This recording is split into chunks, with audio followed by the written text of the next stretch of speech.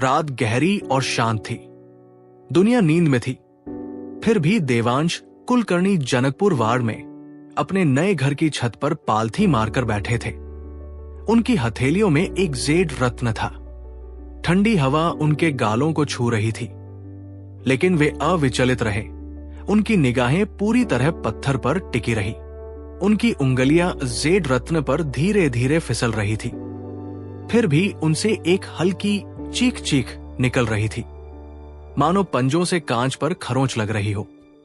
चांद की रोशनी में कोई देख सकता था कि देवांश की उंगलियां जैसे ही जेड रत्न पर उकेरी गई, एक पारभासी चमक के साथ हल्की सी चमक रही थी। ऊर्जा की एक बमुश्किल बोधगम्य सांस उनकी उंगलियों की गति के साथ साथ रत्न में प्रवाहित हो रही थी।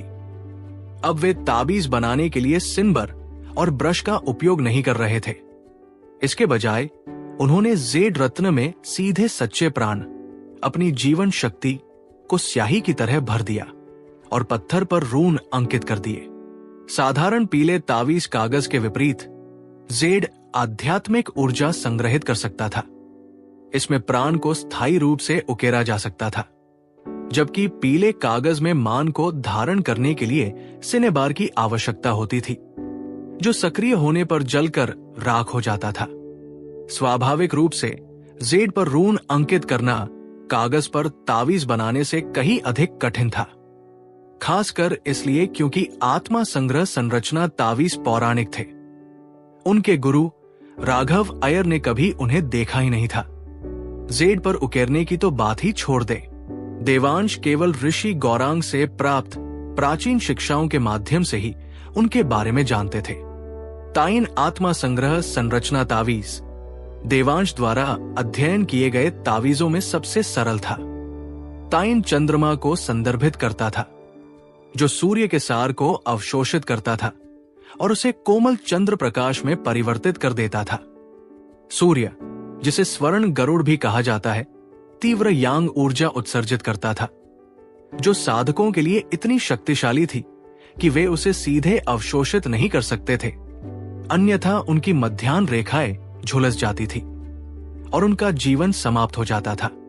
लेकिन एक बार चंद्रमा से छनकर यह ताइन प्रकाश बन गया, यिन और यांग का एक संतुलित बल, जो आध्यात्मिक परिष्कार के लिए आदर्श है। फिर भी ताइन प्रकाश दुर्लभ था। अमावस्या की रातों में यह लगभग अनुपस्थित रहता था और ध्यान में भी केवल थोड़ी सी मात्रा ही अवशोषित कर पाता था। लेकिन ताइन स्पिरिट गैदरिंग फॉर्मेशन के साथ इस चंद्र ऊर्जा को संचित किया जा सकता था, जिससे साधक अपेक्षाकृत अधिक मात्रा में अवशोषित कर सकता था। उसकी उंगलियां जेड पर नाच रही थी। उसका आध्यात्मिक ध्यान अविचल था। उसने अपने सच्चे प्राण को स्ट्रोक दर स्ट्रोक निर्देशित किया, प्राचीन रूनों को पत्थर में समाहित किया। धीरे धीरे एक जटिल प्रतीक, जो नंगी आंखों से अदृश्य था लेकिन आध्यात्मिक बोध से दिखाई देता था, आकार लेने लगा। लेकिन रून के पूरी तरह से बनने से ठीक पहले उसका सच्चा प्राण कांप उठा। मन से लदा रून अराजक ऊर्जा में ढह गया, बेतहाशा बिखर गया। क्रैक क्रैक क्रैक, जेड पर मकड़ी के जाले की तरह दरारों का जाल फैल गया। फिर एक हल्की पॉप की आवाज आई। चिन्ह बिखर गया, जैसा कि उम्मीद थी। ये आसान नहीं था। देवांश ने माथे से पसीना पोंछते हुए एक कड़वी मुस्कान के साथ बुदबुदाया। वो निराश नहीं था। उसने इसका अनुमान लगाया था। सच तो यह है कि वो इतने लंबे समय तक इसलिए टिक पाया क्योंकि उसके बढ़ते जीवन के अनुभव ने उसके चरित्र को संयमित कर दिया था, वरना जेड और भी पहले टूट जाता। उसने एक और टोकन निकाला, गहरी सांस ली और फिर से नक्काशी शुरू कर दी। लेकिन फिर से वो असफल रहा। एक टोकन, 2, 3, 4, 5वें टोकन तक उसका चेहरा पीला पड़ गया था और उसके होठों पर एक कड़वी मुस्कान तैर गई।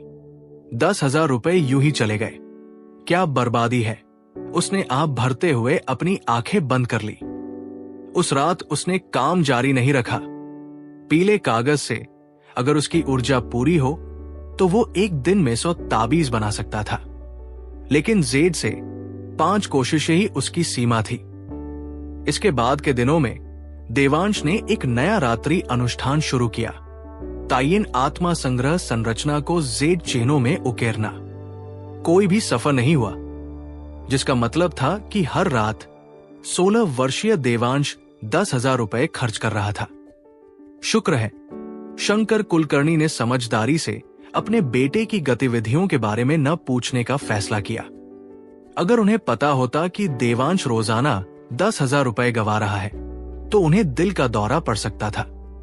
बेशक हर रात अपने पैसे को धूल में बदलते देखना देवांश को बहुत दुख देता था। उसे समझ आने लगा कि प्राचीन भारत में आध्यात्मिक साधक अक्सर राजाओं और कुलीनों के सम्मानित अतिथि क्यों बनते थे।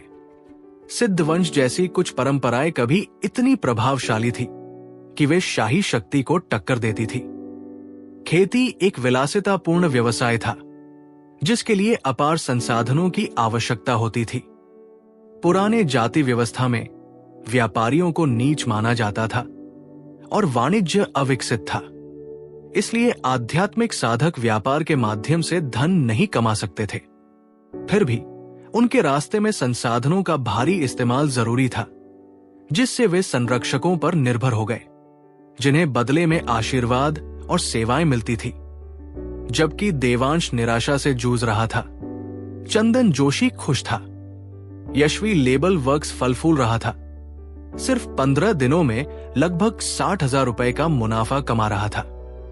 चंदन के लिए यह अब तक की सबसे तेज कमाई थी, और यह तो बस शुरुआत थी। बेशक अगर उसे पता होता कि देवांश को रोजाना 10,000 रुपए का नुकसान हो रहा है तो शायद उसे यह गति इतनी तेज नहीं लगती। 29 दिसंबर की रात देवांश एक बार फिर अपनी छत पर पालथी मारकर बैठा जेड पत्थर की नक्काशी कर रहा था। अब तक उसने 140 टोकन नष्ट कर दिए थे। 2.8 लाख रुपए खर्च हो गए थे। फिर भी जब उसने अगला टोकन पकड़ा तो उसका मन शांत था। निराश नहीं, बल्कि शांत और दृढ़। वो ऐसे व्यक्ति थे जो असफलताओं से और मजबूत होते गए। 140 हारों ने उसे नहीं तोड़ा था, उन्होंने उसकी इच्छा शक्ति को गढ़ा था। सच्चा प्राण एक बार फिर उसकी उंगलियों से बह निकला। 1 बार, 2, 3, 4। ये रात का 5वां संकेत था। लेकिन देवांश के चेहरे पर कोई तनाव नहीं था, केवल एक गहरे कुएं जैसी शांति थी। रून धीरे धीरे बनते गए, हर वार सटीक, हर रेखा शांत शक्ति से ओतप्रोत। सच्चा प्राण बिना किसी कंपन के स्थिर रूप से बहता रहा और अंततः ताबीज पूरा हो गया। जेड के भीतर बंद, आंखों के लिए अदृश्य, लेकिन देवांश की आंतरिक दृष्टि से स्पष्ट रूप से दिखाई देने वाला। ताबीज से रहस्यमय ऊर्जा का एक हल्का सा अंश निकला, जिससे एक अदृश्य जाल बन गया जो आसपास के आध्यात्मिक सार को अपनी ओर खींचने लगा। जैसे जैसे आध्यात्मिक ऊर्जा बढ़ती गई, अशुद्ध ऊर्जा की एक महत्वपूर्ण मात्रा भी उसके साथ जुड़ती गई। स्पष्ट रूप से यह संरचना निम्न स्तर की थी। इसकी अशुद्धियों को छानने की क्षमता सीमित थी। फिर भी अपने चारों ओर घूमती हुई सघन आध्यात्मिक ऊर्जा को महसूस करते हुए देवांश कुलकर्णी संतुष्ट से भी अधिक थे। अगर वे ऐसे समय में साधना करते रहे जब परिवेश की अशुद्धियां न्यूनतम थी, तो जेड में जड़े हुए ताइन स्पिरिट गैदरिंग फॉर्मेशन ताबीज की मदद से जिले के कस्बे में भी साधना करने से शिवगिरी पहाड़ियों की तुलना में दोगुने प्रभावी परिणाम मिलते थे। और दक्षता का ये दोगुना होना कोई छोटी बात नहीं थी। इसका मतलब था कि अब 1 साल की साधना पहाड़ियों में 2 साल के प्रयास के बराबर थी। देवांश ने अपनी साधना शुरू करने के लिए निर्धारित समय का इंतजार किया। जैसे ही वो ध्यान में लगा, आध्यात्मिक ऊर्जा की शीतल धाराएं उसकी नाड़ियों से होकर उसके नाभि केंद्र की ओर प्रवाहित हुई, जिससे नाड़ियां पोषित और विस्तृत हुई। साथ ही जिन अंगों से होकर वे गुजरी, उन्हें भी मजबूत और संतुलित किया। जब तक उसका सत्र समाप्त हुआ, न केवल पिछली रात की ताबीज नक्काशी की थकान गायब हो गई थी, बल्कि उसका शरीर पुनर्जीवित महसूस कर रहा था। और उसका मन असामान्य रूप से स्पष्ट और तीक्ष्ण था। ये आत्मा संग्रह संरचना वास्तव में अद्भुत है। अगर मैं इसी तरह साधना करता रहा तो मैं केवल 1.5 साल में प्राण साधना की चौथी परत तक पहुंच सकता हूं। देवांश ने परिणामों से प्रसन्न होकर सोचा, लेकिन जब उसकी नजर अपने हाथ में रखे जेड टोकन पर पड़ी तो उसके मन में एक पीड़ा उभर आई। उसने न केवल इस ताबीज को बनाने में लगभग 2.8 लाख रुपए खर्च किए थे, बल्कि अब उसे जेड पर हल्की बाल जैसी दरारें दिखाई दे रही थी, जो नंगी आंखों से मुश्किल से दिखाई दे रही थी। स्पष्ट रूप से कागज के ताबीजों के विपरीत जेड ताबीजों का पुनः उपयोग किया जा सकता था, लेकिन उनकी भी आयु सीमित थी। लगता है मुझे और पैसे कमाने के लिए अभी और मेहनत करनी होगी। देवांश ने व्यंग्यात्मक मुस्कान के साथ जेड टोकन को धीरे से सहलाते हुए धीरे से कहा। अगले दिन शाम की पढ़ाई शुरू होने से ठीक पहले कक्षा के मॉनिटर लिन यारन, जिन्हें दुष्यंत वर्मा ने एक बार औसत दिखने वाला लेकिन लंबी टांगों वाला बताया था, देवांश के लिए एक पत्र लाए। 2 महीने पहले राज्य की राजधानी की अपनी यात्रा के बाद से देवांश को प्रोफेसर तरुण अयंगर के मासिक पत्र मिल रहे थे, इसलिए पहले तो उन्होंने सोचा कि ये भी कोई और पत्र होगा, लेकिन जांच करने पर उन्हें पता चला कि ये लता अय्यर का पत्र था। तभी उन्हें याद आया कि उनके साथ किया गया 3 महीने का समझौता खत्म होने वाला था। निश्चित रूप से ये पत्र उसी विषय पर एक सौम्य पूछताछ थी। लता का फिर से इलाज करने के विचार ने देवांश में उत्सुकता, घबराहट और बेचैनी का मिश्रण पैदा कर दिया। राजधानी से लौटने के बाद उसे 1-2 हफ्ते तक कई ज्वलंत सपने आए। ऐसे सपने जिनमें लता प्रकट होती, उसके बगल में लेटी हुई। कुछ मौकों पर वो मीरा यादव में बदल जाती और एक बार तो जहांवी लाल में भी। अजीब बात यह है कि यशिका डे उन सपनों में बहुत कम दिखाई देती थी। कुछ सुबहें तो ऐसी भी आई जब देवांश उठा तो उसने अपने कपड़ों को शर्मनाक ढंग से गीले पाया। जैसे जैसे समय बीतता गया, सपने धुंधले होते गए और लता का दिखना बंद हो गया। कम से कम उस तरह से तो नहीं। इसलिए जब उसे उसका पत्र मिला तो उसकी भावनाएं जटिल हो गई, लेकिन उसकी हालत को लगातार इलाज की जरूरत थी। कुछ आंतरिक विचार विमर्श के बाद उसने तय किया कि वो अगले दिन दोपहर के भोजन के समय उसे फोन करेगा और उसे बताएगा कि वो उस सप्ताहांत राज्य की राजधानी आएगा। उसने उसे मालगुडी ले जाने के बजाय खुद जाने का फैसला किया। कुछ तो इसलिए क्योंकि वो नहीं चाहता था कि वो खुद को थका ले, और कुछ इसलिए क्योंकि उसे लगा कि अब प्रोफेसर तरुण से व्यक्तिगत रूप से मिलने का समय आ गया है। प्रोफेसर के कुछ हालिया सवालों के जवाब चिट्ठियों से साफ तौर पर नहीं मिल पा रहे थे। उन पर आमने सामने बातचीत जरूरी थी। चूंकि देवांश लता और तरुण दोनों को अपना दोस्त मानता था, इसलिए उनके साथ ईमानदारी और देखभाल से पेश आना ही सही था। जब वो ट्रिप के बारे में सोच ही रहा था, तभी उसके डेस्कमेट ने उसे कुहनी मारी और दुष्यंत फुसफुसाया, बॉस जल्दी से बाहर देखो, एक खूबसूरत लड़की घात लगाए बैठी है।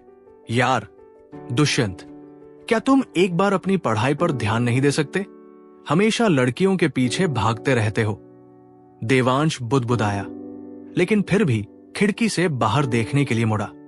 मैं मल्टीटास्किंग कर रहा हूं, काम और आराम में संतुलन बना रहा हूं। दुष्यंत मुस्कुराया, फिर अपनी आवाज धीमी करते हुए उसने कहा, बॉस जरा उन काले चमड़े की पैंटों को देखो, वे उसके फिगर को कैसे कस रही है, और मुझे लगता है कि वो किसी के लिए यहां आई है। देखो मेरा पैर। अपनी किताबों पर ध्यान दो, देवांश ने झटके से कहा, लेकिन जब उसने देखा कि वो कौन है तो उसके चेहरे के भाव बदल गए। उसने एक पाठ्य पुस्तक उठाई, दुष्यंत के सिर पर हल्के से तमाचा मारा और कक्षा से बाहर भाग गया। बिल्कुल नहीं। क्या बॉस सच में उसके पीछे पड़े हैं? वो तो छात्रा भी नहीं है।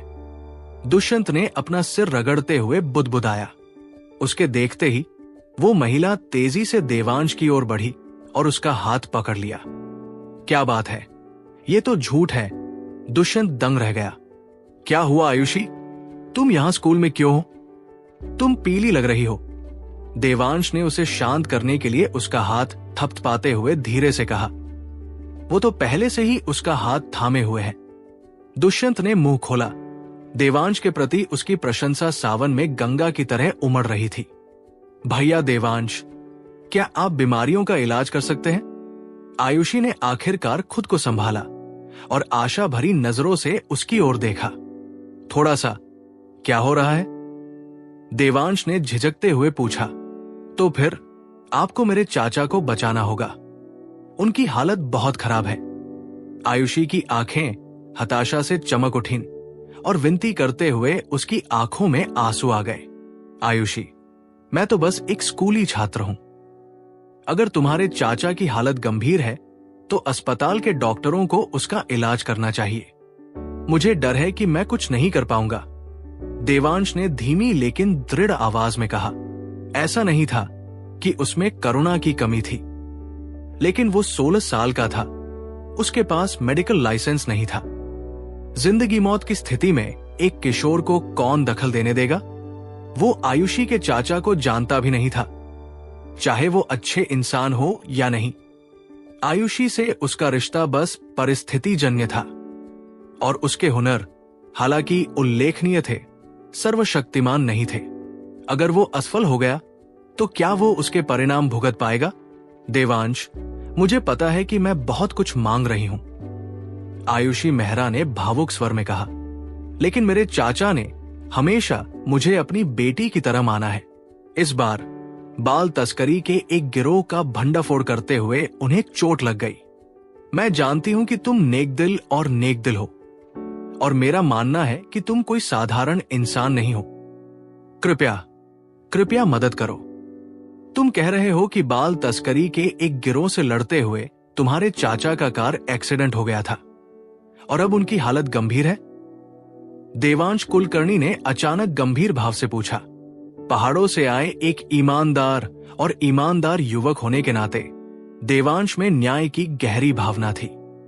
यह सुनकर कि आयुषी के चाचा बच्चों की रक्षा करते हुए घायल हो गए थे, उनके लिए उदासीन रहना असंभव था। अगर उन्हें बाद में पता चले कि उनके साथ खड़े रहने के दौरान ऐसा ही एक आदमी मर गया तो उनका ज़मीर उन्हें कभी माफ नहीं करेगा। हाँ, मेरे चाचा आपराधिक जांच के प्रभारी पुलिस उपाधीक्षक है। उन्हें खबर मिली कि शिवगिरी हिल्स के पास एक अंतर्राज्यीय बाल तस्करी गिरोह सक्रिय है, इसलिए उन्होंने रात भर छापेमारी की। गिरफ्तारियों के दौरान किसी ने उन्हें ढलान से नीचे धकेल दिया। वे बुरी तरह घायल हो गए। जब मैं चांगशी जिला अस्पताल पहुंची तो उन्होंने कहा कि उन्हें तुरंत शहर के अस्पताल में स्थानांतरित करना होगा। मुझे तुम्हारा ख्याल आया। मैं जानती हूं कि तुम असाधारण हो, इसलिए मैं तुम्हें ढूंढने आई हूं, आयुषी ने बार बार सिर हिलाते हुए कहा। यह सुनकर कि यह घटना शिवगिरी हिल्स के पास हुई थी, देवांश और भी ज्यादा मजबूर हो गया। उसने गंभीरता से सिर हिलाया। मैं तुम्हारे साथ चलूंगा और देखूंगा, लेकिन मैं ये वादा नहीं कर सकता कि मैं मदद कर पाऊंगा। और अगर तुम्हारी चाची या कोई और नहीं चाहता कि मैं इसमें शामिल हूं तो मैं जबरदस्ती नहीं करूंगी। शुक्रिया देवांश, बहुत बहुत शुक्रिया, आयुषी ने आंखों में आंसू भरकर कहा। ठीक है, मैं अपना बैग उठाकर अपने सहपाठियों को बता दूंगा, फिर हम तुरंत निकलेंगे। देवांश ने जल्दी से कक्षा में वापस जाते हुए कहा। अपना बैग उठाते हुए वो दुष्यंत वर्मा की ओर मुड़ा। यश, अगर क्लास टीचर मुझे ढूंढने आए तो कह देना कि मुझे कोई इमरजेंसी थी और तुम मेरी तरफ से छुट्टी ले रहे हो।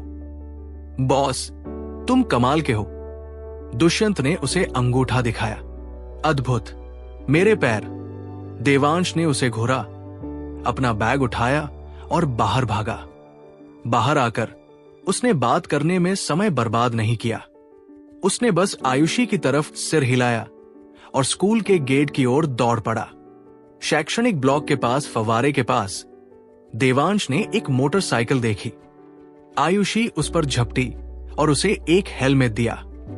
देवांश, ये पहन लो, तुम इसे पहन लो। मैं ठीक रहूंगा, उसने कहा, ये देखते हुए कि वहां सिर्फ एक ही हेलमेट था। ठंड तो है, पर मुझे साइकिल चलाने की आदत है, तुम इसे पहन लो, उसने जिद की। मुझे ठंड से डर नहीं लगता, तुम वैसे भी मेरे लिए हवा रोक रही हो। परेशान मत हो और इसे पहन लो, देवांश ने दृढ़ लेकिन परवाह भरी आवाज में कहा। शुक्रिया देवांश, फिर बाद में कसकर पकड़ लेना। तुम अपना चेहरा मेरी पीठ पर टिका देना। कोई बात नहीं, आयुषी ने उसकी चिंता से प्रभावित होकर कहा। उसने हेलमेट पहना, बाइक स्टार्ट की और गेट की ओर तेजी से चल पड़ी। देवांश ने पहले आयुषी पर ज्यादा ध्यान नहीं दिया था, लेकिन अब उसके पीछे बैठे हुए उसने उसके शरीर पर ध्यान दिया। उसकी चमड़े की जैकेट और पैंट में उसके आकर्षक उभार थे, खासकर उसकी कमर और कूल्हों के आसपास। हालांकि उसे थोड़ी सी हलचल महसूस हुई, लेकिन उसका स्वभाव शुद्ध था। उसने बस अपने हाथ धीरे से उसकी कमर पर रख दिए। अगर तुम्हें ठंड लग रही है तो मुझे कसकर पकड़ लेना। कोई बात नहीं, आयुषी ने धीरे से कहा। मुझे पता है, देवांश ने जवाब दिया, लेकिन अपनी पकड़ मजबूत नहीं की। आयुषी को कृतज्ञता और एक हल्के से नुकसान का मिलाजुला एहसास हुआ। रात के आसमान के नीचे मोटरसाइकिल सड़कों पर तेजी से दौड़ती हुई चांगशी जिला अस्पताल पहुंच गई। वे आपातकालीन कक्ष की ओर दौड़े, जहां उन्हें बताया गया कि आयुषी के चाचा को पहले ही उन्नत उपचार के लिए ऊर्जा सिटी भेज दिया गया है। आयुषी का चेहरा चिंता और लाचारी से उतर गया। चलो ऊर्जा सिटी चलते हैं, देवांश ने उसके कंधे पर हाथ रखकर आश्वस्त करते हुए कहा। शुक्रिया देवांश, मैंने पहले तुम्हारे साथ बहुत बुरा व्यवहार किया था, फिर भी तुम। आयुषी की आंखें भावुकता से लाल हो गई। बीती बातें क्यों उठा रहे हो? चलो चलते हैं, देवांश ने उसके कंधे पर फिर से थपथपाते हुए कहा। ठीक है, आयुषी ने सिर हिलाया और फिर से बाइक पर सवार हो गई। देवांश उसके पीछे पीछे चला। जल्द ही मोटरसाइकिल चांगशी से निकलकर राष्ट्रीय राजमार्ग पर ऊर्जा सिटी की ओर तेजी से दौड़ पड़ी। जैसे जैसे वे शहर से पीछे छूटते गए, नजारा खुलता गया। रात और ठंडी होती गई और हवा उनके चेहरों को ब्लेड की तरह काट रही थी। लगभग एक तिहाई सफर तय करने के बाद आयुषी ने अपना सिर थोड़ा घुमाया और पुकारा, देवांश, मुझे कसकर पकड़ लो, मुझे ठंड लग रही है। देवांश थोड़ा हिचकिचाया, फिर अपनी बाहें उसकी कमर में लपेट ली और अपना चेहरा धीरे से उसकी पीठ पर टिका दिया। ऊर्जा मेडिकल कॉलेज के पहले संबद्ध अस्पताल में आपातकालीन कक्ष के बाहर हवा तनाव से भरी हुई थी। दो महिलाएं रो रही थी। एक, जिसका चेहरा आयुषी से मिलता जुलता था, उसकी मां सुनीता मेहरा थी। दूसरी उसकी मौसी कविता जोशी थी। मैंने उसे कितनी ही बार चेतावनी दी थी। वो उपअधीक्षक है, वो काम किसी और को सौंप सकता था, लेकिन उसने अपना जिद्दी रवैया नहीं बदला। अब वो जवान नहीं रहा और अब देखो, उसने अपनी जान जोखिम में डाल दी है। मैं क्या करूं? कविता रो पड़ी। वो हमेशा से मजबूत रहा है, वो उबर जाएगा, सुनीता ने आंसू पोंछते हुए कहा। लेकिन उसे भी अपनी बात पर यकीन नहीं हुआ। उसका भाई चांगशी जिला पुलिस का डीएसपी लोकेश मेहरा गंभीर रूप से घायल हो गया था। चांगशी अस्पताल के डॉक्टरों ने तुरंत उसे शहर के अस्पताल में स्थानांतरित करने का आदेश दिया था। वो पूरी यात्रा के दौरान बेहोश रहा, उसके मुंह से खून बह रहा था। पहुंचने पर विशेषज्ञों ने उसे आपातकालीन देखभाल में भर्ती कराया। तभी रेखाक्ष कुमार के पास एक मोटा अधेड़ उम्र का आदमी हाफता हुआ आया। श्री मेहरा, लोकेश जी अब कैसे हैं? उसने तुरंत पूछा।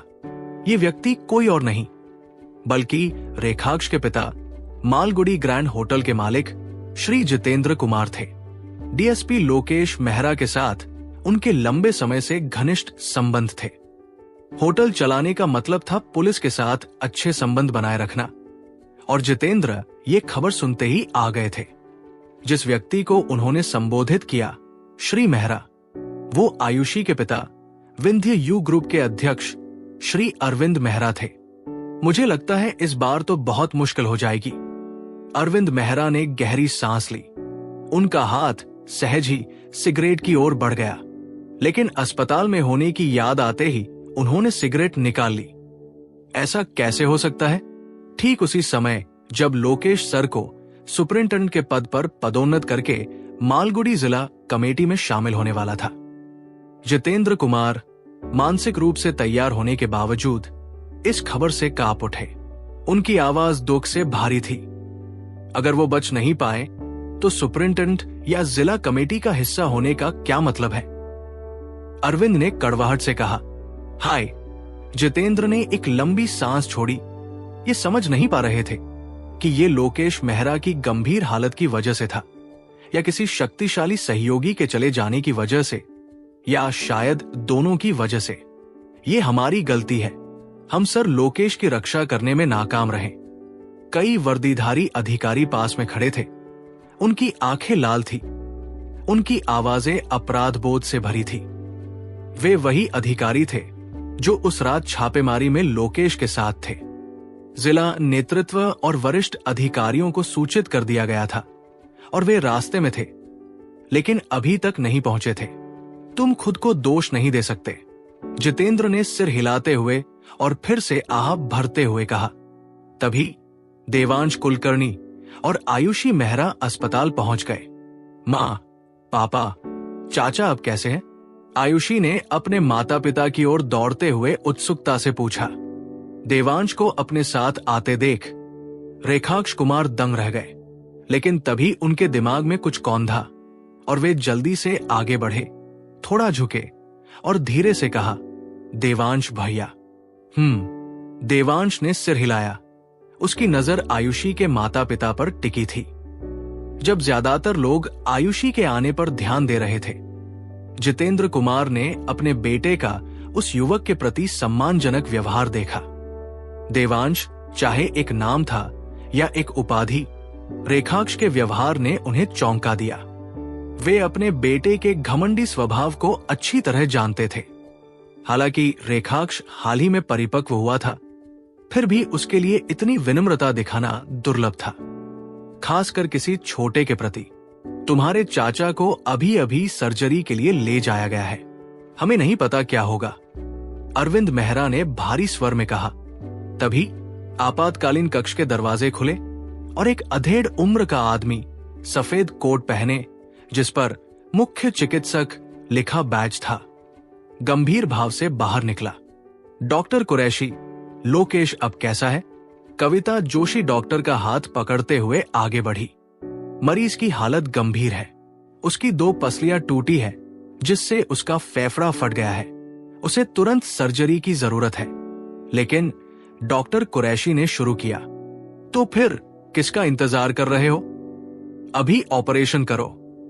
कविता ने ऊंची आवाज में बीच में ही टोक दिया। डॉक्टर कुरैशी ने थोड़ा भौहें चढ़ाई। कविता, डॉक्टर को बात पूरी करने दो, अरविंद ने उसे धीरे से पीछे खींचते हुए कहा। मैं शांत हूं, कृपया जारी रखें।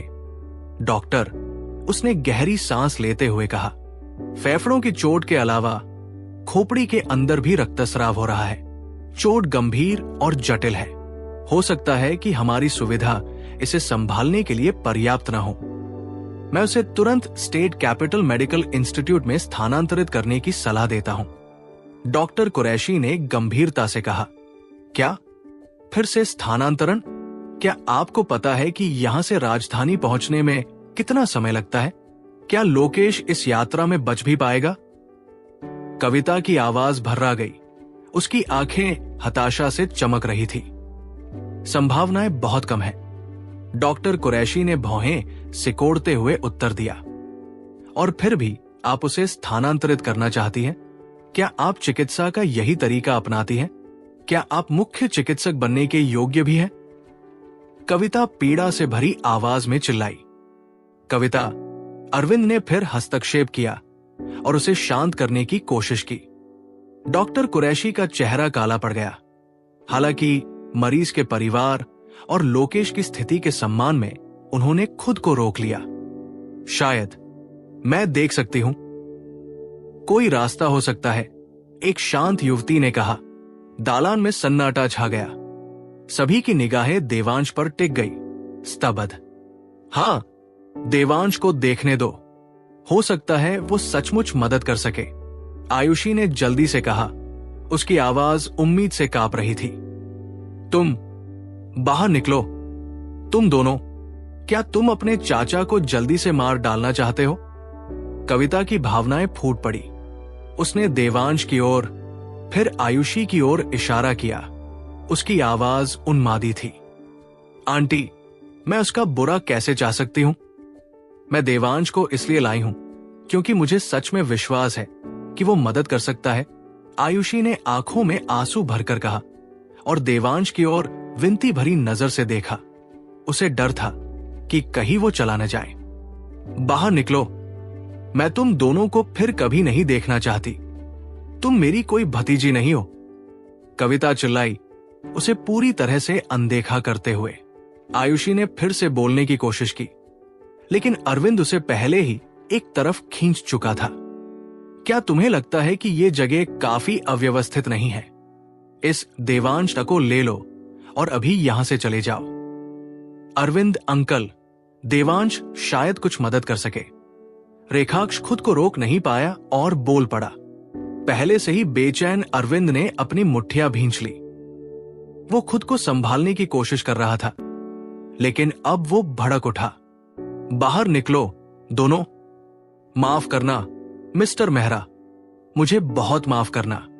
जितेंद्र कुमार तुरंत आगे बढ़ा, अपने बेटे को घसीटते हुए उसके सिर पर 2 थप्पड़ मारे। क्या तुम्हारा दिमाग खराब हो गया है? क्या ये मजाक करने का समय है? क्या तुम मुझे दिल का दौरा पड़ने की कोशिश कर रहे हो? उसकी छाती धड़क उठी, उसका चेहरा गुस्से से लाल हो गया। स्थिति को ठीक वैसा ही होते देखकर जैसा उसे डर था। देवांश ने मन ही मन आह भरी और जाने के लिए मुड़ा।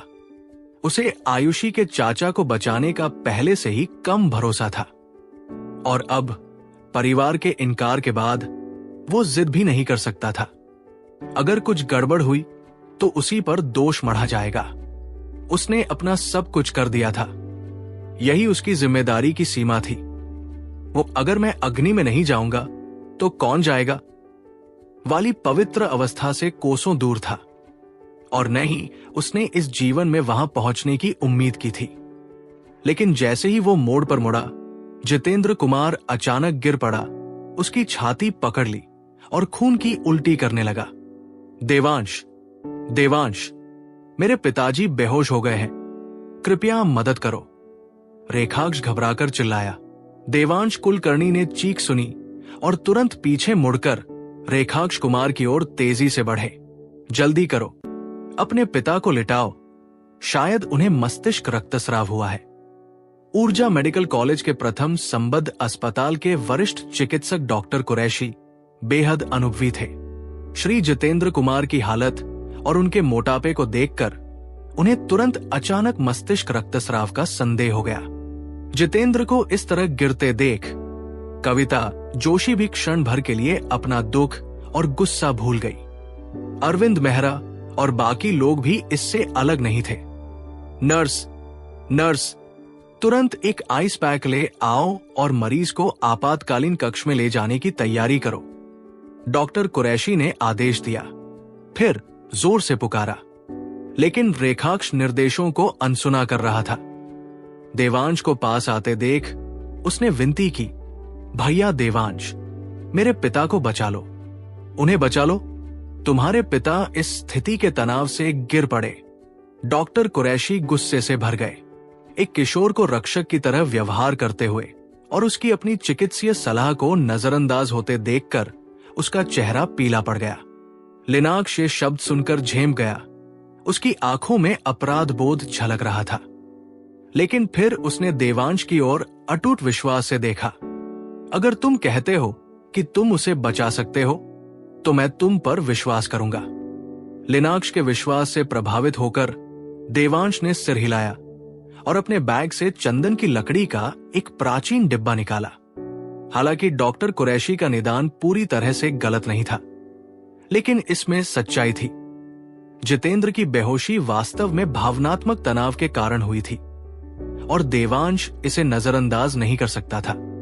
बेशक जितेंद्र का मोटापा, उच्च रक्तचाप और जल्दबाजी भरी यात्रा, इन सब ने अचानक रक्तस्राव में योगदान दिया था। तुम क्या कर रहे हो? डॉक्टर कुरैशी ने चौंककर और गुस्से में पूछा जब देवांश ने डिब्बा खोला और उसमें से चांदी की सुइयों का एक सेट निकाला। देवांश ने कोई जवाब नहीं दिया। अभ्यास के साथ उन्होंने जितेंद्र के सिर में कई सुइयां चुभो दी। तुम कोई अपराध कर रहे हो, तुम्हें एहसास भी है। डॉक्टर कुरैशी की आवाज गुस्से से कांप रही थी, लेकिन अपनी तीखी टिप्पणी के बीच में ही वे स्तब्ध रह गए, क्योंकि जितेंद्र कुमार, जो बेहोश थे, ने अचानक अपनी आंखें खोली। उनकी सांसें थम गई। सब स्तब्ध होकर चुपचाप देखते रहे। मेरा सिर अभी बहुत दर्द कर रहा था। क्या मैं बेहोश हो गया था? जितेंद्र ने धीरे से अपना माथा छूने के लिए हाथ बढ़ाते हुए पूछा। श्री कुमार, हिलिए मत। रक्तवाहिका को बंद करने और आगे रक्तस्राव को रोकने के लिए सुई को थोड़ी देर और अंदर रहना होगा। देवांश ने धीरे से उसका हाथ पकड़ते हुए कहा। तुम? जितेंद्र ने देवांश को हैरानी से देखा। पिताजी, आपको अचानक ब्रेन हेमरेज हो गया था। भैया देवांश ने एक्यूपंक्चर से आपको बचा लिया, रेखाक्ष ने जल्दी से समझाया। जितेंद्र, हमेशा की तरह तेज, तुरंत समझ गया। उसने कृतज्ञता और शर्म के मिले जुले भाव से देवांश को देखा। शुक्रिया नौजवान, मुझे पहले इस स्थिति का पता नहीं था और शायद मैंने तुम्हें बुरा मान दिया हो। मुझे माफ कर दो। ठीक है, अब तुम बैठ सकते हो। मैं कुछ ही मिनटों में सुई निकाल दूंगा। देवांश ने रेखाक्ष को सहारा देते हुए कहा। बहुत बहुत शुक्रिया, जितेंद्र ने फिर कहा। उसका चेहरा कृतज्ञता से भरा हुआ था। मस्तिष्क रक्तस्राव एक अचानक और खतरनाक स्थिति है जो अक्सर जानलेवा होती है। मरीज को लापरवाही से हिलाने से रक्तस्राव और भी बदतर हो सकता है। फिर भी जितेंद्र को होश आ गया था। वो गंभीर अवस्था से गुजर चुका था और अब सीधा बैठा था। ये सब देखकर डॉक्टर कुरैशी को अपनी आंखों पर यकीन नहीं हो रहा था। उन्हें अपने ही निदान पर शक होने लगा। क्या ये बेहोशी का दौरा हो सकता है? लेकिन इतने मोटे व्यक्ति को उल्टी और बेहोशी का और क्या कारण हो सकता है? वो वहीं स्तब्ध खड़ा रहा। उसने देखा कि सुई वाली जगह से धीरे धीरे खून का एक गहरा रंग रिस रहा है। बिल्कुल सही है, देवांश ने शांति से कहा। आगे बढ़कर सुई निकाल दी। क्या वो चोट के निशान थे? डॉक्टर कुरैशी ने धीमे स्वर में पूछा। उनका पहले वाला अहंकार जाता रहा। तभी उनका एक सहायक आपातकालीन कक्ष से बाहर भागा, जो स्पष्ट रूप से चिंतित था। डॉक्टर कुरैशी, मरीज का रक्तचाप गिर रहा है और उसकी धड़कन तेज हो रही है। भैया देवांश, पहले सब मेरी ही गलती थी। मैं अंधी और मूर्ख थी। कृपया लोकेश सर को बचा लीजिए। मैं आपसे विनती करती हूं। अगर वो मर गया तो मैं खुद के साथ जी नहीं पाऊंगी। कविता जोशी चिल्लाई। देवांश की ओर दौड़ी और उसके आगे घुटने टेकने की कोशिश की। नहीं नहीं, प्लीज उठ जाइए। ये अस्पताल है। अगर मैं मान भी जाऊं तो यहां के डॉक्टरों को भी मंजूरी देनी होगी। देवांश ने जल्दी से उसे उठाते हुए कहा। वे लोकेश को नहीं बचा पाए तो अब किसी और को कोशिश भी नहीं करने देंगे। कविता ने डॉक्टर कुरैशी को घूरा। डॉक्टर कुरैशी, आप क्या कहते हैं? अफरातफरी के बावजूद शांत और संयमित अरविंद मेहरा ने कविता को संभाला और डॉक्टर की ओर मुड़े। मरीज हमारी देखरेख में है और अस्पताल जिम्मेदारी लेता है। अगर ये डॉक्टर मदद करते हैं तो आपको सहमति पत्र पर हस्ताक्षर करने होंगे और मुझे पूरे समय मौजूद रहना होगा। डॉक्टर कुरैशी ने गंभीरता से कहा, तात्कालिकता को देखते हुए, अहंकार को दरकिनार करते हुए। कोई बात नहीं, हम तुरंत हस्ताक्षर कर देंगे। चाहे कुछ भी हो जाए, हम भैया देवांश या अस्पताल को जिम्मेदार नहीं ठहराएंगे। कविता ने आंसू पोंछते हुए और जल्दी से सिर हिलाते हुए कहा। तो कोई बात नहीं डॉक्टर, आप क्या सोचते हैं? डॉक्टर कुरैशी देवांश की ओर मुड़े। उन्हें समझ नहीं आ रहा था कि वे क्या उपाधि इस्तेमाल करें, लेकिन उनकी कुशलता के प्रति सम्मान प्रकट करते हुए उन्होंने उन्हें डॉक्टर कहा। मेरी बस एक ही गुजारिश है, देवांश कुलकर्णी ने गंभीरता से कहा। जब मैं इलाज शुरू करूंगा तब सिर्फ डॉक्टर कुरैशी ही मौजूद रह सकते हैं, और अगर बाद में कोई पूछे तो कह देना कि डॉक्टर कुरैशी ने ही मरीज का इलाज किया था। मैं तो बस मदद कर रहा था। आपको मुझसे ये वादा करना होगा। उन्हें ध्यान आकर्षित करने की कोई इच्छा नहीं थी। मीडिया द्वारा इंटरव्यू या पर्दाफाश होने की तो बात ही छोड़ दीजिए। कोई बात नहीं, कोई बात नहीं। कविता जोशी और बाकी लोगों ने जल्दी से सिर हिला दिया। सिर्फ डॉक्टर कुरैशी ही हिचकिचाए। डॉक्टर कुरैशी, क्या आप प्रोफेसर तरुण अयंगर को जानते हैं? मेरा उनसे गहरा रिश्ता है, देवांश ने आगे कहा। उनकी असली चिंता यह थी कि डॉक्टर कुरैशी उनके इस मामले में शामिल होने के बारे में कुछ भी कह सकते हैं। आयुषी और उसका परिवार उनके एहसानमंद होने के कारण कुछ भी बताने की हिम्मत नहीं जुटा पा रहे थे, लेकिन डॉक्टर कुरैशी की बात ही अलग थी। उनकी हिचकिचाहट देखकर देवांश ने तरुण अयंगर का नाम लिया। उन्हें यकीन नहीं था कि तरुण कितने प्रसिद्ध हैं, लेकिन एक डॉक्टरेट पर्यवेक्षक और विंध्य राज्य चिकित्सा विशेषज्ञ पैनल के सदस्य होने के नाते क्षेत्र के चिकित्सा जगत में उनका दबदबा होना चाहिए। आप प्रोफेसर तरुण को जानते हैं तो कोई बात नहीं, डॉक्टर कुरैशी ने तुरंत जवाब दिया। वे स्पष्ट रूप से तरुण का बहुत सम्मान करते थे। हालांकि डॉक्टर कुरैशी पश्चिमी चिकित्सा पद्धति का अभ्यास करते थे, लेकिन उन्हें आयुर्वेद में तरुण की उपाधि से नहीं, बल्कि विंध्य राज्य चिकित्सा विशेषज्ञ पैनल में उनके पद से प्रभावित किया। एक प्रतिष्ठित समूह जिसकी शीर्ष अधिकारियों और विशिष्ट वर्ग तक सीधी पहुंच थी। कई डॉक्टर इसमें शामिल होना चाहते थे, लेकिन कभी सफल नहीं हो पाए। यहां तक कि ऊर्जा मेडिकल कॉलेज के प्रथम संबद्ध अस्पताल के निदेशक भी इसके लिए योग्य नहीं थे। इसलिए जब देवांश ने तरुण से अपने संबंध का जिक्र किया तो डॉक्टर कुरैशी को कोई संदेह नहीं रहा। यह देखकर कि डॉक्टर कुरैशी कितनी जल्दी मान गए, देवांश को तरुण का जिक्र पहले न करने का अफसोस हुआ। इससे काफी परेशानी से बचा जा सकता था। साथ ही उन्हें एहसास हुआ कि विंध्य के चिकित्सा समुदाय में तरुण अयंगर कितने प्रभावशाली थे। बिना देर किए देवांश डॉक्टर कुरैशी के पीछे पीछे पुनर्जीवन कक्ष में चला गया। अंदर मॉनिटर की लाइन लगभग सपाट थी। कर्मचारी असमंजस में थे। जब डॉक्टर कुरैशी वापस लौटे तो उन्होंने उन्हें ऐसे देखा जैसे वे उनकी आखिरी उम्मीद हो। सर, अब हम क्या करें? राज्य की राजधानी में तबादला कोई विकल्प नहीं है। आप सब चले जाइए। ये डॉक्टर मेरी मदद करेगा। डॉक्टर कुरैशी ने कोमा में पड़े लोकेश मेहरा की ओर देखते हुए उन्हें विदा करते हुए कहा। वर्षों के अनुभव ने उन्हें बताया था कि लोकेश की हालत बचाने लायक नहीं है जब तक कोई चमत्कार न हो जाए। फिर भी जब तक हृदय गति नहीं रुकी है, डॉक्टर को हर संभव प्रयास करना चाहिए। तभी कर्मचारियों की नजर डॉक्टर कुरैशी के बगल में बैठे युवक पर पड़ी। जैसे ही उन्होंने बोलने के लिए मुंह खोला, देवांश ने अचानक बीच में कहा, बाहर आप सब। अभी ऊर्जा का पहला संबद्ध अस्पताल शहर का सबसे अच्छा अस्पताल था। उसके कर्मचारियों में गर्व का भाव था।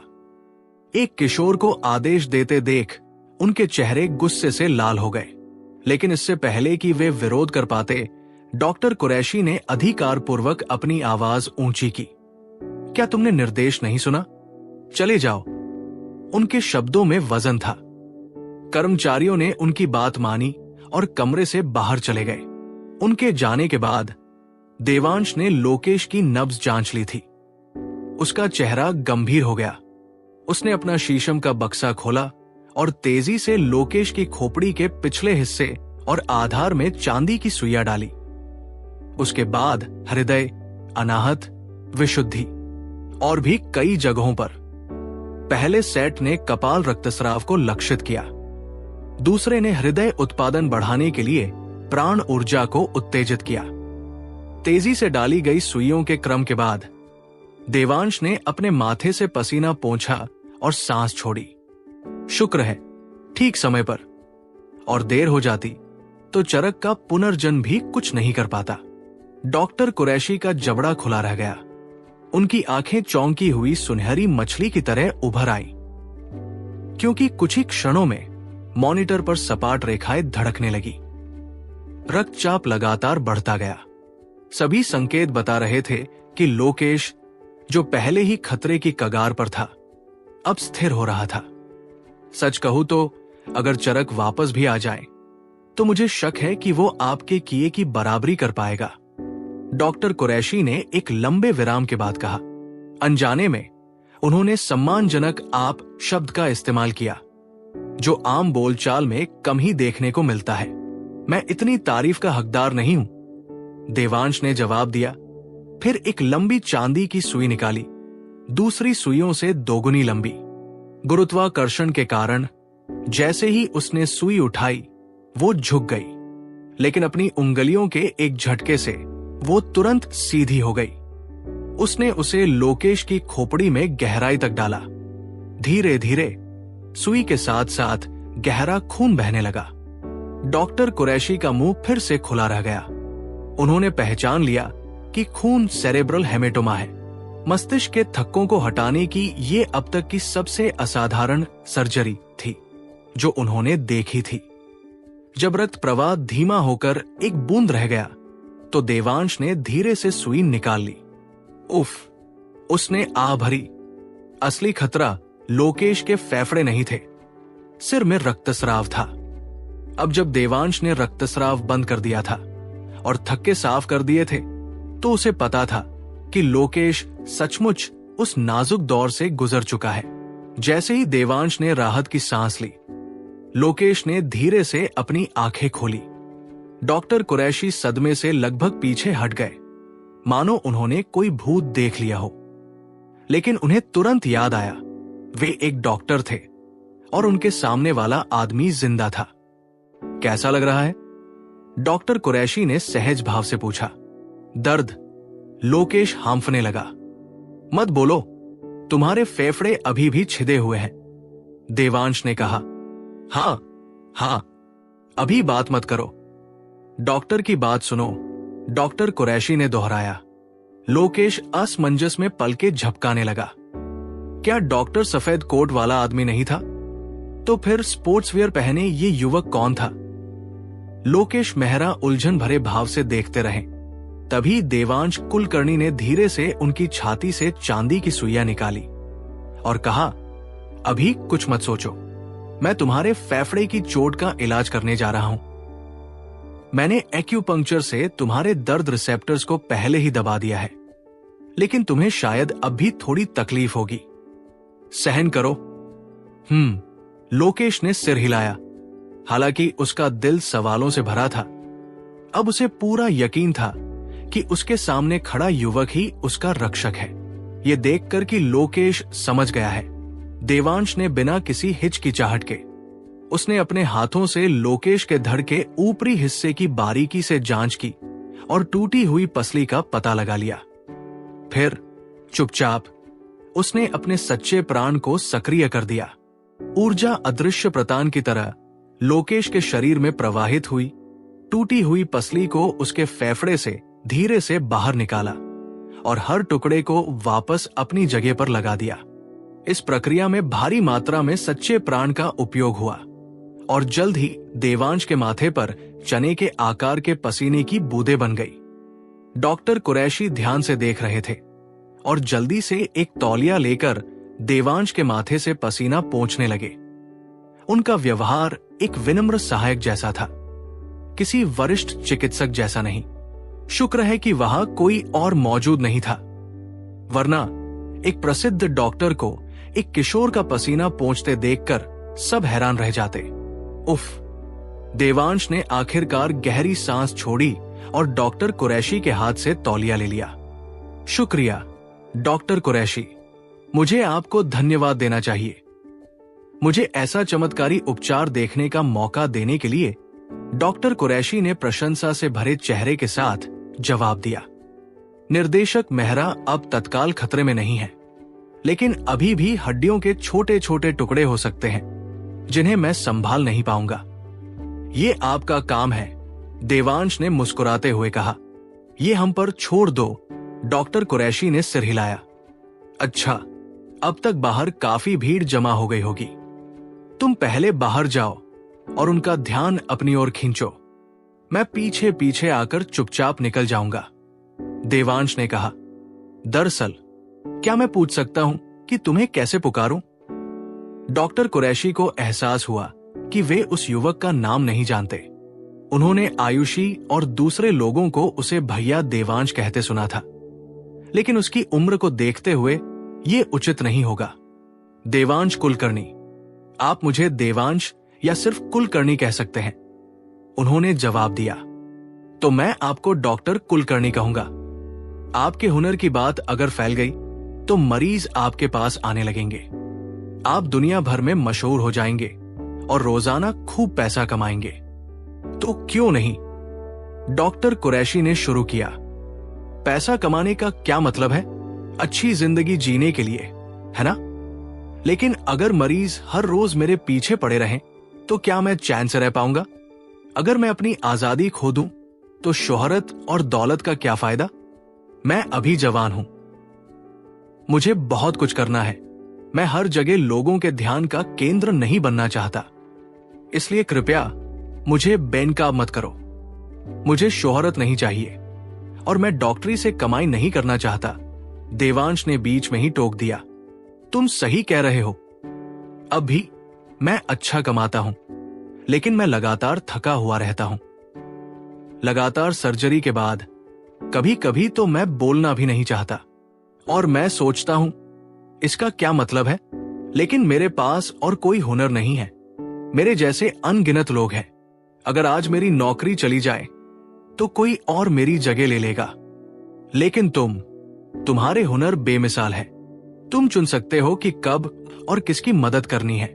चिंता मत करो, मैं एक शब्द भी नहीं कहूंगा, डॉक्टर कुरैशी ने गंभीरता से कहा। वो दांव समझ रहे थे। एक डॉक्टर होने के नाते एक दिन वो भी बीमार पड़ सकते थे, या उनका कोई करीबी।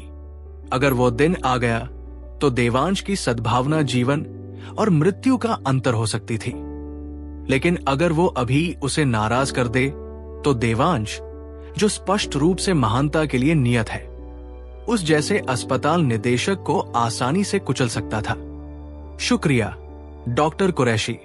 अगर कोई जरूरी काम हो तो आप प्रोफेसर तरुण के जरिए मुझसे संपर्क कर सकते हैं, देवांश ने कहा। मानव स्वभाव की उनकी समझ दिन ब दिन गहरी होती जा रही थी। डॉक्टर कुरैशी मुस्कुराए, ये महसूस करते हुए कि देवांश ने उनकी सद्भावना स्वीकार कर ली है। शुक्रिया डॉक्टर कुलकर्णी। देवांश भी मुस्कुराया, फिर लोकेश की ओर मुड़ा। डायरेक्टर मेहरा, याद रखना तुम्हारे रक्षक डॉक्टर कुरैशी हैं, मैं नहीं। मालगुडी जिले के पुलिस उपाधीक्षक, जितने कुशाग्र बुद्धि वाले लोकेश ने स्थिति को पहले ही भांप लिया था। डॉक्टर कुलकर्णी मेरे जीवन रक्षक उपकारक है। आप जो भी कहेंगे मैं उसे याद रखूंगा, चिंता मत करो। देवांश ने राहत भरी आवाज में सिर हिलाया। चलो चलें। डॉक्टर कुरैशी आपातकालीन कक्ष के दरवाजे तक ले गए, जहां भीड़ जमा हो गई थी। न केवल मालगुडी जिले और पुलिस विभाग के वरिष्ठ अधिकारी मौजूद थे, बल्कि शहर के अधिकारी, जिनमें एक उप महापौर भी शामिल थे, और अस्पताल के डीन भी मौजूद थे। डॉक्टर कुरैशी के बाहर आते ही वे सवालों के साथ आगे बढ़े। इस बीच कविता जोशी और बाकी लोगों को पता चल गया कि असली हीरो कौन है। हालांकि ज्यादातर लोगों ने डॉक्टर कुरैशी के पीछे खड़े उस युवक को नहीं देखा, लेकिन कविता और उनके परिवार ने देखा। वे सहज ही उन्हें धन्यवाद देना चाहते थे, लेकिन देवांश को चुप रहने का इशारा करते देख उन्हें उनके पहले के निर्देश याद आ गए। डॉक्टर कुरैशी की मुस्कान देखकर उन्हें एहसास हुआ कि लोकेश बच गया है। खुशी से फूले नहीं समा रहे थे, इसलिए वे खुद को रोककर डॉक्टर कुरैशी को एक तरफ खींचकर उनकी हालत के बारे में पूछने लगे।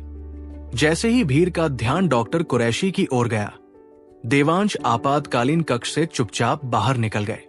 लैब कोट की बजाय ट्रैकसूट पहने वे आगंतुकों में घुल मिल गए। अरविंद मेहरा और कुछ अन्य लोगों के अलावा किसी ने उन पर ध्यान नहीं दिया। मरीज की हालत नाजुक हो गई है। आगे के इलाज से अब वो खतरे से बाहर हो जाएगा, डॉक्टर कुरैशी ने मुस्कुराते हुए कहा। हालांकि उन्हें इसी जवाब की उम्मीद थी, फिर भी कविता और बाकी लोगों की आंखों में खुशी के आंसू आ गए। वे देवांश का शुक्रिया अदा करना चाहते थे, लेकिन खुद को रोक नहीं पाए। मैं श्री कुलकर्णी को रेखाक्ष के साथ विदा करने जा रहा हूं। लोकेश सर से कहिए कि अपना ध्यान रखें। मैं जल्द ही उनसे मिलने जाऊंगा। जितेंद्र कुमार ने अरविंद से फुसफुसाते हुए कहा। शुक्रिया, अभी हम आजाद नहीं हैं। अरविंद ने फुसफुसाते हुए जवाब दिया। किस बात का शुक्रिया? मैं भी तो अपनी जान का एहसानमंद हूं। मस्तिष्क रक्तस्राव। ज्यादातर लोग अगर बच भी जाए तो भी जटिलताओं से जूझते हैं, जितेंद्र ने कहा। फिर वो और रेखाक्ष जल्दी से देवांश के पीछे गए, जो गलियारे में गायब हो रहा था। श्री कुलकर्णी, श्री कुलकर्णी, जितेंद्र ने हाफते हुए पुकारा। पास खड़ी दो नर्सें आश्चर्य से देख रही थी। उन्हें इस बात का कोई अंदाजा नहीं था कि ये मोटा आदमी एक किशोर लड़के को मिस्टर क्यों कह रहा था। अरे, तुम दोनों मेरे पीछे क्यों आए? क्या तुम डायरेक्टर मेहरा से मिलने नहीं जा रहे थे? देवांश कुलकर्णी ने जितेंद्र कुमार और उनके बेटे को आते देखकर आश्चर्य से पूछा। डॉक्टर कुलकर्णी को सुरक्षित घर पहुंचाना ज्यादा जरूरी है। मैं लोकेश जी से कभी भी मिल सकता हूं, जितेंद्र ने हाफते हुए कहा। मैं खुद टैक्सी ढूंढ सकता हूं। तुम्हें परेशान करने की कोई जरूरत नहीं है, देवांश ने विनम्रता से जवाब दिया। कैसे न करते? अगर आज तुम न होते तो मैं यहां खड़ा न होता, जितेंद्र ने गंभीरता से कहा। इतनी गंभीर बात नहीं थी। डॉक्टर आसपास थे। देवांश ने थोड़ी शर्मिंदगी के साथ हल्की हंसी हंसते हुए कहा। डॉक्टर कुलकर्णी, आपको विनम्र होने की जरूरत नहीं है। मुझे पता है कि मुझे ब्रेन हेमरेज हुआ था। अगर मैं बाद में बच भी जाता तो भी मुझे लंबे समय तक चलने वाली समस्याएं होती। लेकिन अब मुझे देखो, मैं ऐसे चल रहा हूं जैसे कुछ हुआ ही न हो, जितेंद्र ने कहा। इसे हल्के में मत लो। इस बार तुम भाग्यशाली थे, अगली बार शायद न हो। तुम्हें व्यायाम और अपने खान पान का ध्यान रखना होगा, देवांश ने विनम्रता छोड़ते हुए गंभीरता से कहा। मुझे पता है, मुझे पता है। मैं व्यायाम जरूर शुरू करूंगा, लेकिन खाना पीना ये तो मुश्किल है। मैं एक होटल चलाता हूं, और जब अधिकारी आते हैं तो क्या ये उम्मीद नहीं की जाती कि मैं उनके साथ कुछ ड्रिंक्स लूं? जितेंद्र ने आह भरी। जितेंद्र का बड़ा शरीर देखकर देवांश सहानुभूति से भर गया। हर घर के अपने बोझ होते हैं। कौन कहता है कि अमीर लोग आराम से रहते हैं? पापा, क्या ज्यादा जरूरी है पैसा या जिंदगी? जख्म भर जाने के बाद दर्द को मत भूलना। देवांश भैया हमेशा तुम्हारे आसपास नहीं रहेंगे। अब से अगर तुम शराब पीने से बच सकते हो तो मत पीना। हमारे पास पैसों की कमी नहीं है, रेखाक्ष ने बगल से कहा। लीनाक्ष, तुम आखिरकार बड़े हो गए हो। तुम्हारे पापा तुम्हारी बात मानेंगे और कम पीने की कोशिश करेंगे, जितेंद्र ने कहा। उसका भारी शरीर भावनाओं से थोड़ा कांप रहा था। पहले उसका बेटा उससे इतनी सावधानी से बात कम ही करता था। ये सब भैया देवांश की बदौलत है। अगर वो न होते तो मैं अभी भी गलत रास्ते पर और भटक रहा होता, लीनाक्ष ने गंभीरता से कहा। जितेंद्र का दिल फिर से कांप उठा। आखिरकार उसे समझ आया कि उसका बेटा क्यों बदल गया था। ये सब उसके सामने वाले युवक की वजह से था। डॉक्टर कुलकर्णी, आपने मेरी जान बचाई और मेरे बेटे को एक नया जीवन जीने में मदद की। मैं सचमुच आपका शुक्रिया अदा नहीं कर सकता, जितेंद्र ने कृतज्ञता से कहा। यह बस एक मदद का हाथ था। और कृपया मुझे डॉ कुलकर्णी मत कहिए। मैं सिर्फ 16 साल का हूं। मुझे सिर्फ देवांश कहिए, उसने मुस्कुराते हुए कहा। ठीक है, तो मैं तुम्हें देवांश कहूंगा। और मुझे मिस्टर कुमार मत कहना, मैं बूढ़ा हूं। मुझे बस ओल्ड जितेंद्र कहना, ये ज्यादा दोस्ताना लगता है। जितेंद्र ने हर तरह के लोगों से बात करने के आदी व्यक्ति की बेबाकी से कहा। बूढ़ा जितेंद्र? हाँ, मैं तुम्हें बस अंकल जितेंद्र कहूंगा। देवांश हंसा। नहीं नहीं, मैं सचमुच अंकल जैसा नहीं रह सकता, बस मुझे ओल्ड जितेंद्र कहो, उसने जिद की। ठीक है, देवांश उसकी ईमानदारी देखकर मान गया। आखिरकार एक होटल व्यवसायी था और दूसरा हाई स्कूल का छात्र। ऐसा तो हो नहीं सकता था कि वे अक्सर मिलते हों। बातें करते करते तीनों अस्पताल की पार्किंग में पहुंच गए। जितेंद्र की कार भी ऑडी 200 थी, बिल्कुल लता अय्यर की तरह। रेखाक्ष गाड़ी चला रहा था, जबकि जितेंद्र देवांश के साथ पीछे बैठा था। एक अनुभवी व्यवसायी होने के नाते जितेंद्र बातचीत में माहिर था। देवांश के प्रति उनके मन में कृतज्ञता और प्रशंसा दोनों थी और वे दोस्ती बढ़ाना चाहते थे। देवांश, जो अभी भी युवा और जिज्ञासु था, जितेंद्र के आकर्षण से आकर्षित हुआ। वे बातें करते और हंसते रहे और देवांश ने व्यावसायिक मामलों के बारे में पूछने का अवसर लिया। वयस्क विषयों में देवांश की रुचि देखकर जितेंद्र ने लोकेश मेहरा सहित कई व्यावसायिक और राजनीतिक मामलों पर बात की। जितेंद्र ने कहा, इस बार लोकेश जी ने दुर्भाग्य को सौभाग्य में बदल दिया। जब निदेशक यादव ने पद छोड़ा था तो ये निश्चित नहीं था कि उन्हें पद मिलेगा, लेकिन अब काम से जुड़ी इस चोट के साथ निदेशक का पद लगभग उनका है। देवांश ने उत्तर दिया, वो इसके हकदार है। सच है, लोकेश जी योग्य और जमीनी हैं, कुछ अधिकारियों के विपरीत जो रिश्वत लेने के अलावा कुछ नहीं करते। सच कहूं तो हम व्यवसाय में अधिकारियों के थोड़ा ज्यादा लेने से कोई आपत्ति नहीं करते, बस काम करते हैं, पैसे लेकर समस्याएं पैदा न करें, जितेंद्र ने समझाया। देवांश मुस्कुराया, लेकिन कोई टिप्पणी नहीं की। ये बातें उसके अनुभव से परे थी, इसलिए उसने चुप रहना ही बेहतर समझा। ये देखकर जितेंद्र ने बात बदल दी। जितेंद्र के साथ से सफर जल्द ही बीत गया। जल्द ही वे चंदन जोशी के घर पहुंच गए। देवांश, आज के लिए फिर से शुक्रिया, मैं जल्द ही तुम्हें खाना खिलाऊंगा, जितेंद्र ने हाथ मिलाते हुए कहा। हाँ, औपचारिक होने की जरूरत नहीं है बूढ़े जितेंद्र, देर हो रही है, मैं ऊपर जाता हूं, वरना चंदन अंकल परेशान हो जाएंगे, देवांश ने जवाब दिया। ठीक है, अपना ख्याल रखना। अगर मालगुडी जिले में तुम्हें किसी चीज की जरूरत हो तो मुझे फोन कर देना, मेरे कुछ कनेक्शन है, जितेंद्र ने कहा। देवांश मुस्कुराया और सिर हिलाया, फिर अंदर चला गया। शुक्रवार की रात देवांश राज्य की राजधानी जाने वाली ट्रेन में सवार हुआ। जैसे ही वो टिकट काउंटर से गुजरा, उसने लता अय्यर को देखा।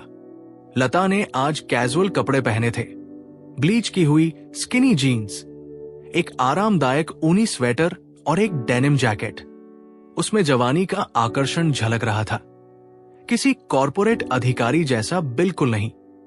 देवांश को देखते ही वो एक चमकदार मुस्कान के साथ आगे बढ़ी और सहज ही उसके साथ हाथ मिला लिया। उसकी भावपूर्ण निगाहों ने उसे चंचलता से देखा और कहा, 3 महीने हो गए हैं और तुम और भी लंबे हो गए हो। 3 महीने हो गए हैं और बहन लता ज्यादा जवान और सुंदर लग रही है, देवांश ने मुस्कुराते हुए जवाब दिया।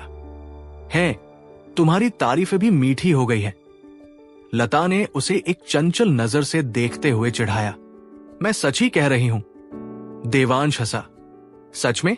तो मैं और भी जवान हो गई हूं, लता ने मुस्कुराते हुए अपना गाल छूते हुए कहा। ड्राइवर अब भी मीनल ही थी। लता को देवांश के साथ बाहों में बाहें डाले चलते देखकर वो सोच में पड़ गई कि उसका बॉस इस नौजवान के साथ इतना गर्मजोशी से क्यों पेश आता है। वो न सिर्फ सुबह सुबह उसे लेने खुद आई थी, बल्कि एक पुराने दोस्त की तरह उसके साथ चल रही थी। जाहिर है, मीनल ने कभी सोचा भी नहीं था कि लता सचमुच देवांश से इतनी प्यार करती होगी। यदु विहार पहुंचकर लता अय्यर ने मीनल को विदा किया। सारी रात ट्रेन में बैठने के बाद तुम थक गई होगी। मैंने तुम्हारे लिए गर्मा गर्म दलिया, कुरकुरी जलेबियां और उबली हुई इडली बना दी है। पहले फ्रेश हो जाओ, मुंह धो लो और दांत ब्रश कर लो, मैं दलिया तैयार करती हूं। लता ने दरवाजा खोलते हुए और देवांश कुलकर्णी को एक जोड़ी चप्पल देते हुए कहा।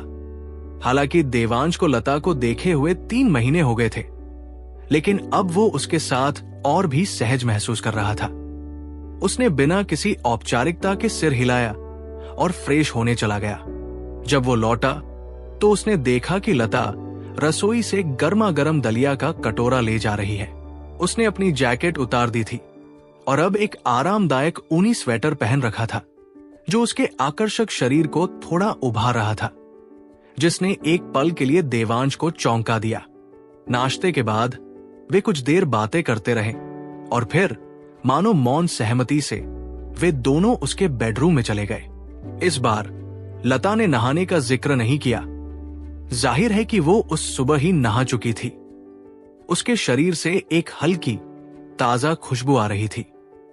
हालांकि ये पहली बार नहीं था जब देवांश ने उसे इतने करीब से देखा था, लेकिन पिछले कुछ हफ्तों में उसके बारे में जो सपने उसे आए थे, उन्होंने उसकी प्रतिक्रिया को पहले से कहीं ज्यादा तेज कर दिया था।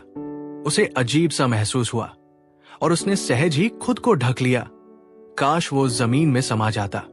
शुक्र है लता समझदार थी।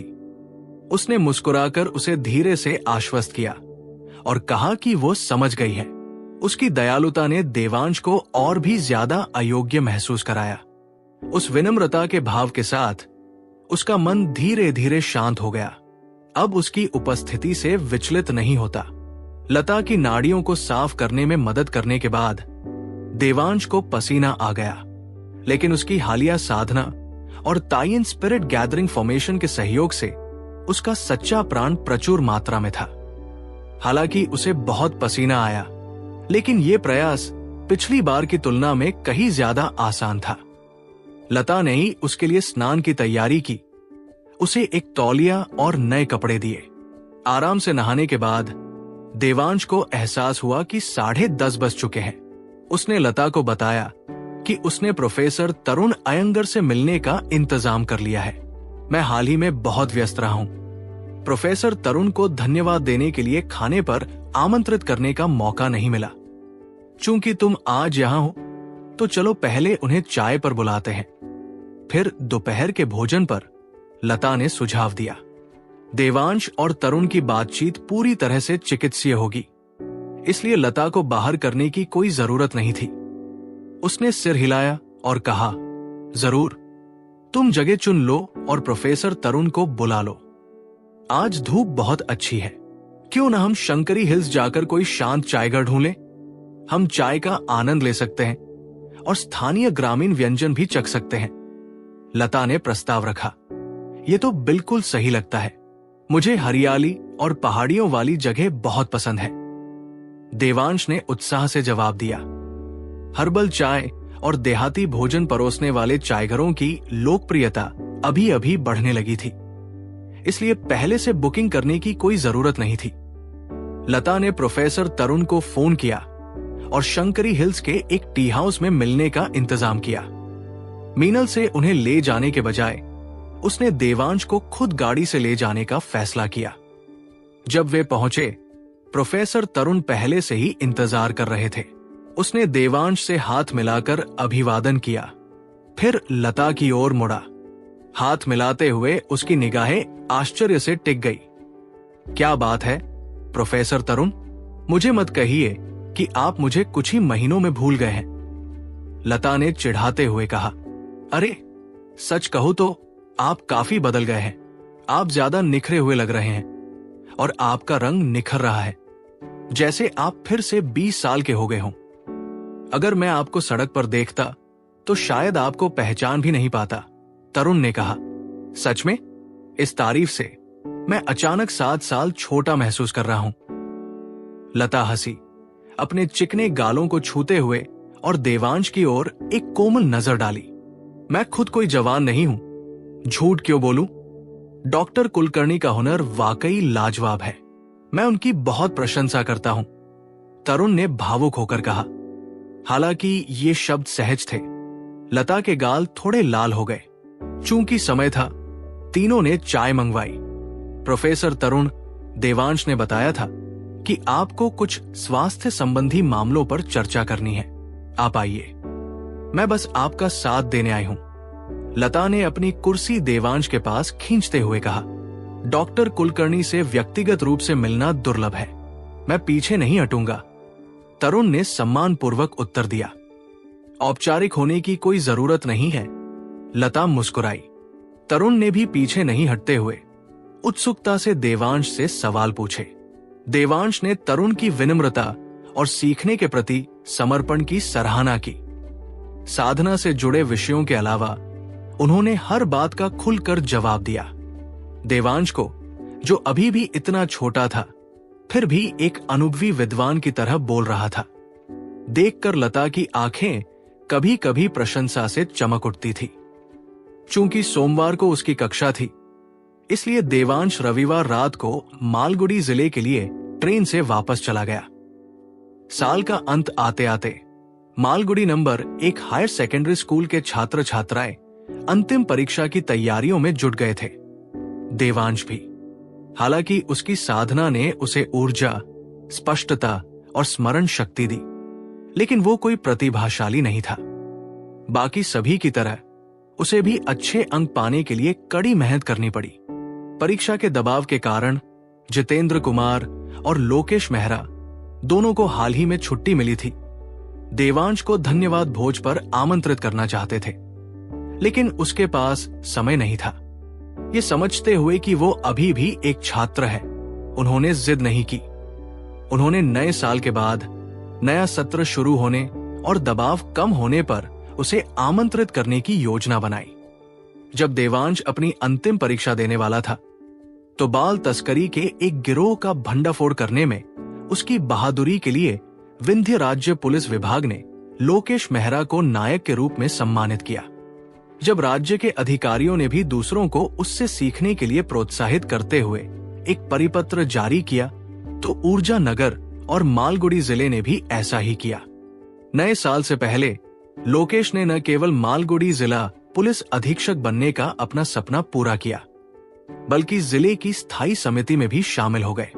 अधीक्षक का पद संभाग स्तरीय पद के बराबर था, जबकि स्थायी समिति की सदस्यता उप विभागीय स्तर की थी। मतलब लोकेश की 2 रैंक ऊपर पहुंच गई थी। इस वजह से लोकेश और उसका परिवार देवांश के प्रति और भी ज्यादा ऋणी महसूस करते थे। उनके बिना न केवल उनकी पदोन्नति नहीं होती, बल्कि उन्हें यह भी नहीं पता होता कि लोकेश